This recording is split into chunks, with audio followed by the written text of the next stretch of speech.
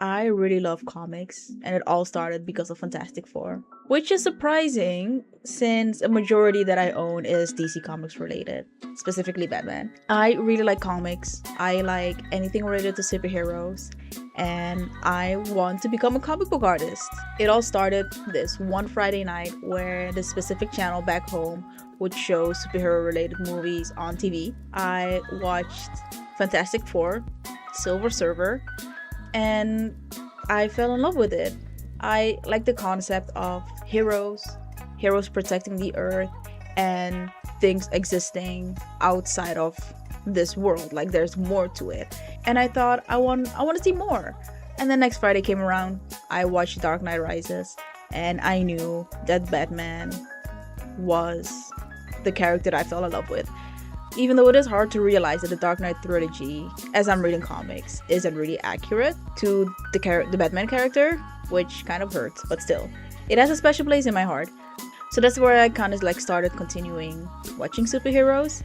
Waiting all the way till Friday wasn't enough for me anymore, but each Friday I would watch, and I knew I needed more. So I went to search up more, and I watched a majority, I would say, of movies that came out in the early 2010s that were superhero related.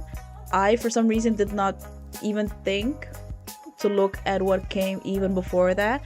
I really want to watch Batman 66. I think that movie is so goofy. Same with Brave and the Bold. They're both so goofy and such a fun representation of Batman. It's on my list of things to watch after my to be read list becomes smaller. I didn't really know what else to watch.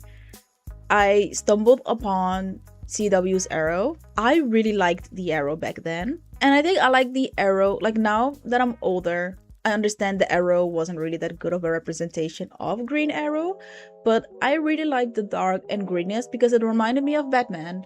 And I think that is why I fell in love with the show, even though it really wasn't accurate. And as someone who didn't really read the comics then, I really didn't know much about Arrow anyways. So I really enjoyed the Arrow. I loved it. I think when I stumbled upon it, 2 or 3 seasons were out already. I watched all episodes that were out within a week, and it felt amazing. You know how when you stumble upon new media and you binge watch it and you feel sad that you can't continue watching it because there isn't anymore. So yeah, I binge watched all of Arrow. Shortly after The Flash was coming out, loved The Flash, and then Supergirl came out as well, loved Supergirl. And then The Hunger came back. I needed more. So then I found comics. I started reading comics around the time the New 52 started. Really don't remember anything that I've read, to be honest. So I started reading comics for a bit. At one point, I did stop reading comics. I was moving to a different country. It was a stressful situation. Having to get used to a new language, new school, new environment, new cultures. It was quite hard, so I dropped reading comics. I was also kind of a snob. I was the kind of person that was like, if you enjoy superhero related stuff, you're lame. My fault. I'm sorry. But as I grew older, I'm realizing that you should have fun, and it really isn't something to be ashamed of. But yeah, I stopped reading comics after. And when it was time to apply for post-secondary, for university, for colleges, I was thinking, I really wanted to do something related to art, and I was really stuck on going into animation. The only reason I didn't go to animation was that I got accepted into the Think Tank Training Center, did my degree in visual effects. So then I graduated, spent a year looking for jobs. COVID ended, which meant not many people were watching movies anymore. And then the strike happened, and then the AI boom also became a part of this whole conversation. So then after a year, I decided to go back to school. Currently, I'm in school, and I felt like there's still some things missing. And then I really wanted to create my own story, but I didn't know how I would do it. I knew animation takes a long time, not to only learn, but actually create an animated movie or TV show takes a crazy amount of time, especially if you're doing it by yourself. And I thought, why not just do it through comics? So I decided to go back to learning how to draw. I used the solo artist curriculum as like a base to learn how to draw, and I wasn't really finding enjoyment. And this was around the time where I was looking for a job, and that was mostly because I didn't have an end goal in mind. I knew that I was interested in making comics, but I had no idea what comics even meant, except for what I've read back then. And the last day of school before summer break, I went to BMV. I was taking a summer course and I had to buy a book for one of my English courses.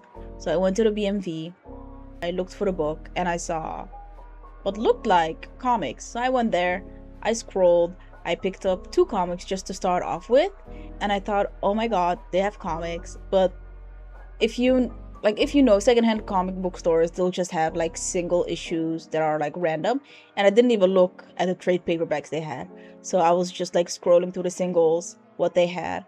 Talked to the guy in the store. He told me about comic book stores in the city, and I was like, there's so many comic book stores. So then I went to Silver Snail, which is on Queen Street here in Toronto. First ever comic book that I picked up was Absolute Flash and Absolute Martian Manhunter. It took me about a year to understand how pre-orders worked, and now I'm here.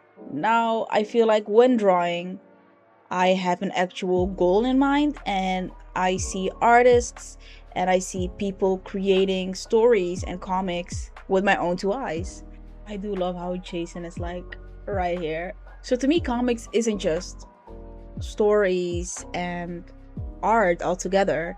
It really is an inspiration for me personally to become like these artists that I'm looking at right now. And the reason I started this YouTube channel was to see my growth, to record and post and see my growth, and understanding that what I'm practicing actually works. When I need motivation and inspiration, I will go on YouTube or TikTok or any other social media to look at people who are learning how to draw. And it shows that even though progress and practice is very tedious, it does help. My only issue is I'm in school full time. I am also working, which means I don't really have the capacity to work on it full time, especially now.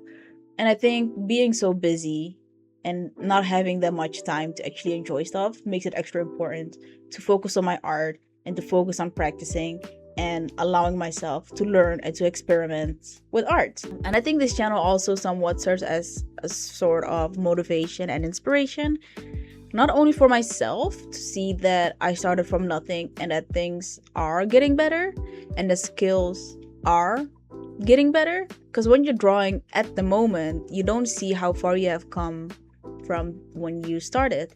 So the videos definitely help seeing and looking back at what my skills were versus what they are now. And also for anyone who wants to draw and has 0 skills like mine, I would even say my skills were like -10. But yeah, for anyone who feels like they don't have any drawing skills, still find the motivation to learn how to draw, and that those skills eventually will come. That is my little intro for my YouTube channel.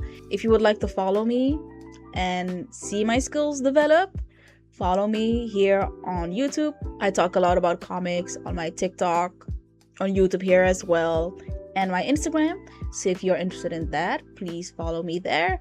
I also have a digital sketchbook where I post my practice pages. So if you want to follow me there, see how ugly my practices actually are and how messy I am, you can follow me there as well. But yeah, if you have any comments or any questions, please let me know, and I'll see you. Bye! I see every letter you wrote to me.